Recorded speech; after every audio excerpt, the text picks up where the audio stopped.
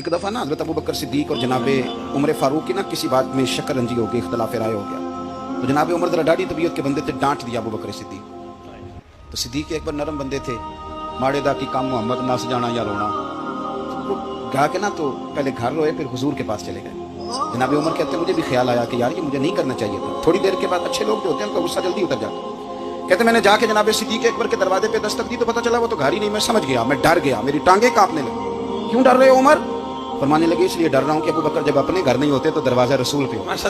सारी बात तो सुना दी होगी। फरमाते मैं नबी पाक की बारगाह में पहुंचा, सामने अबू बकर बैठे हैं, पुश्त मुबारक मेरे करीम रसूल की काबे की जानब, चेहरा सिद्दीक अकबर की जानब, दोनों की गर्दनें झुकी हुई।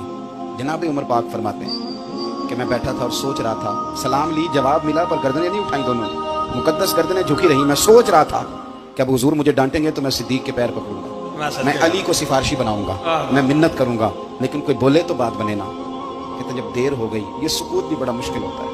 ओहो, अगर कभी वो चुप कर जाए तो ये भी बड़ा मसला है। महबूब भी चुप कर जाए।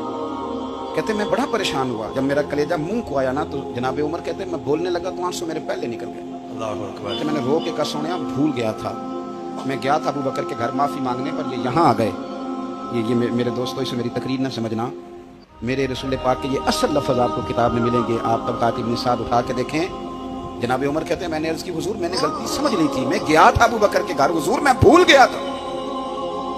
फरमाते हैं नबी पाक ने जब गर्दन मुबारक उठाई तो हुजूर की दाढ़ी आंसुओं से भरी हुई। और लफ्ज़ क्या थे? फरमाया उमर तुम मेरी खातिर मेरे अबू बकर को माफ नहीं कर सकते थे। अब बात को समझे, ये नहीं फरमाया अबू बकर ने गलती नहीं की, फरमाया छोड़ नहीं सकते थे, तुम मेरी वजह से मेरे साहब को छोड़ नहीं सकते थे। फिर हुजूर ने फरमाया उमर ये सारा मक्का तलवारें लेके मुझे कत्ल करने आता था, यार ये अकेला था, इसने खोल के बाजू कहा था कि जो हुजूर तक जाएगा मेरी लाश से गुजर के जाएगा। फरमाया दुनिया भूल जाती है, मुझे याद है अबू बकर सिद्दीक ने माल भी दिया, औलाद भी दी, मेरी खातिर छोड़ नहीं सकते थे। जनाब उमर कहते हैं मैं उसके बाद समझ गया कि मेरे मुस्तफ़ा की रजा इसी में है कि अबू बकर को राजी रखा जाए। सुभान अल्लाह। आप मेहरबानी सुनो, अब फौरन सुनो, फौरन इसके बाद नबी पाक अलैहिस्सलाम ना शारे हैं दीन के।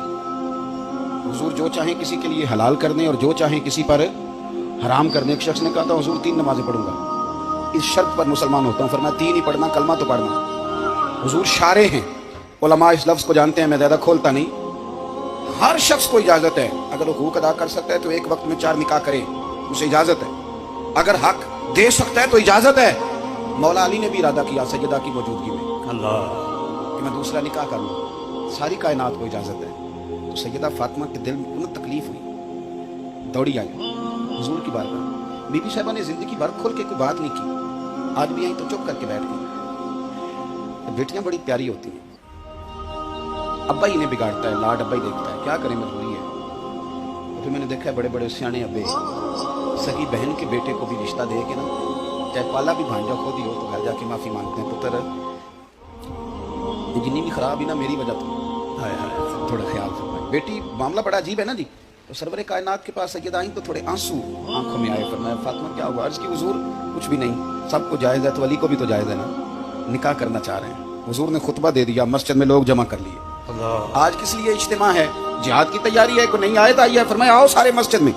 खुतबा कितना मुख्तसर सा, मुख्तसर तवज्जो है मेरे भाइयों, इधर देखो मेरे मुख्तसर सा खुतबा, 2 हरफी बात। हुजूर फरमाने लगे भाई मेरी बात गौर से सुन लो, ये जो फातिमा है ना ये मेरे जिगर का टुकड़ा है, बिरात मिन्नी है, ये मेरे जिगर का टुकड़ा है। जिसने इसे राजी किया उसने मुझे राजी किया, और जिसने इसे नाराज किया उसने मुझे, खत्म हो गई बात। तो हरफी बात। हजरत मौला अली कहते हैं बाकी सारे एक दूसरे का मुंह देख रहे थे कि आज इस खुतबे की क्या जरूरत, तो मुझे तो समझ आ रही थी ना।